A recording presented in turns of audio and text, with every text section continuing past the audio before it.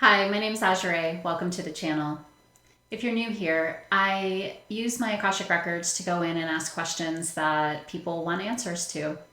Today we're talking about what is discernment, how do we hone our discernment, and why does it matter? So let's see what they have to say. Discernment is our ability to decipher what is meant for us and what is not meant for us. And it's very interesting because many of us just make the assumption that what is meant for us is something that's easy, good, or is going to be something that is awesome versus something that's hard or not so awesome. And that's not always the case, so just to make that clear. But what discernment is learning to feel. And so most of us, we will feel this in our bodies. Some people will just have a knowing of whether something's a yes or a no, or whether someone's a yes or a no. But it's just coming into connection with that part of you that knows.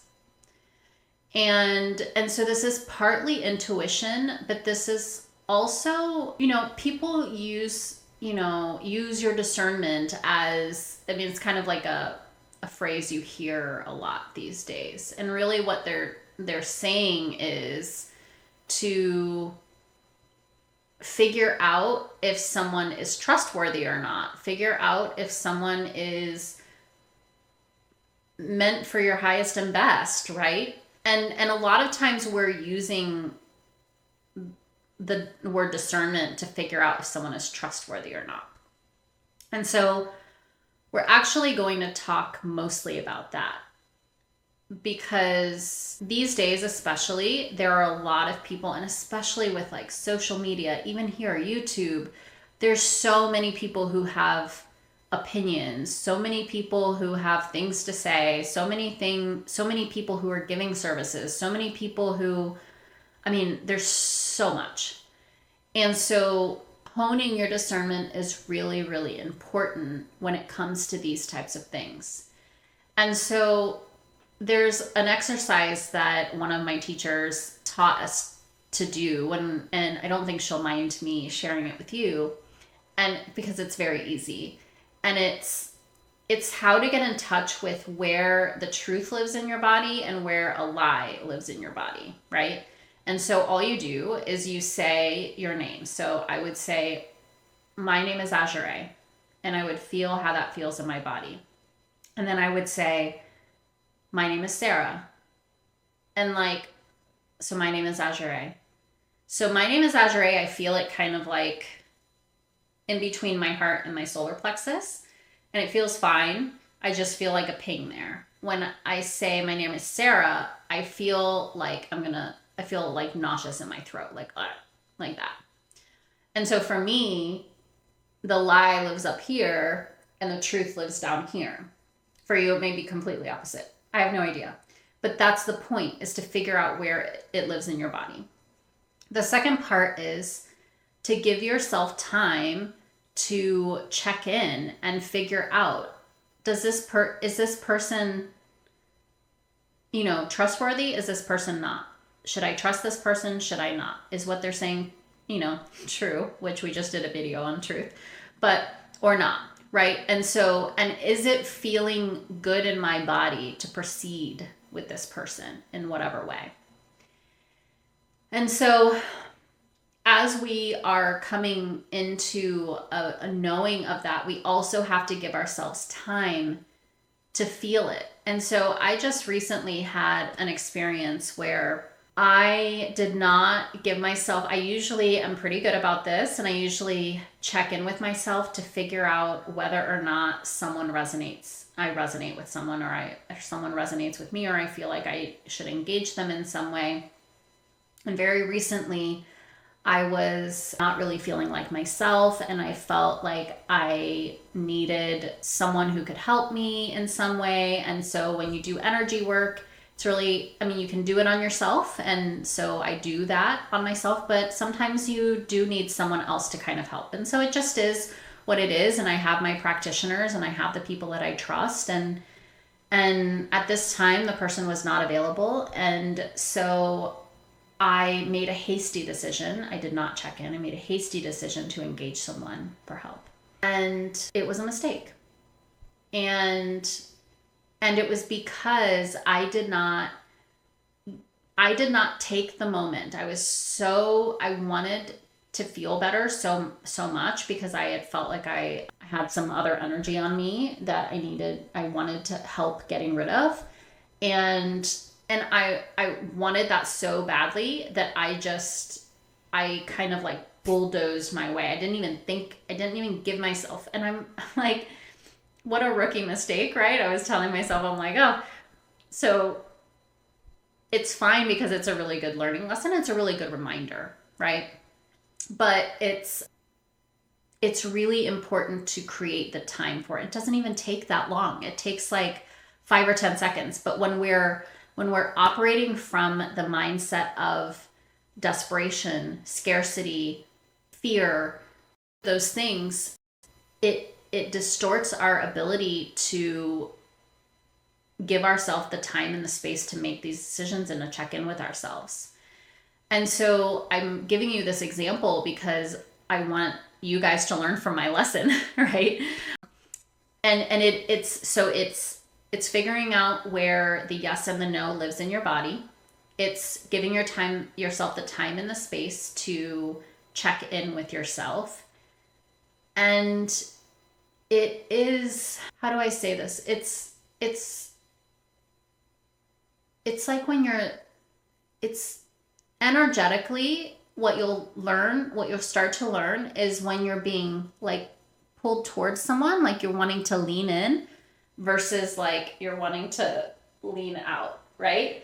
And so this can be a very subtle energy that happens, but this is part of the discernment. It's like you're feeling yourself being pulled toward it versus like, ugh, you know what I mean? And it can be very subtle. And so it's something that you want to start to kind of check in with and see like how energetically you're being pulled in or you're being kind of like repelled in some way. And so these are ways that you can start to hone your discernment. And the reason that they really want to talk about this is there's a couple reasons. Is that, like they said earlier, so there's so many people out there offering services, and it's really important that you begin to be more discerning about who you let into your field. And so this is something that they told me very recently as well, especially after this experience, is that, you know, because there's so much out there and there's so many options and there's so many people, we can have the tendency to want to continue to find new people to give us something that we're looking for. And it's like, okay to keep the circle tight. Like find that small handful of practitioners or people, be they medical practitioners, spiritual practitioners, energy practitioners, any sort of thing like that. And even if it's friends or whatever it is, this is all discernment, right? But because there are so many people offering things out there, it's really important to discern who you let into your energy field. And so it's okay to keep it tight, have that small group of people that you trust, and stop looking for more, right? Like, when is it ever going to be enough? It's enough when you find the people that you trust, and just stop looking. Stop trying to chase the next best thing, the next best person, and the person who can do the next greatest thing, right? And this has to do with like medical journeys. This has to do with spiritual journeys, physical journeys, all of those things. Mind, body, spirit. And it's about finding the core group of people that you trust and then just keeping it tight. And because there are so many people, first of all, out there who are just looking to make a quick buck, there are people out there who just are not fully connecting to source. They may be in huge spiritual ego or huge ego if it's not spiritual work. And so it's really important to find your people and then just stick with it.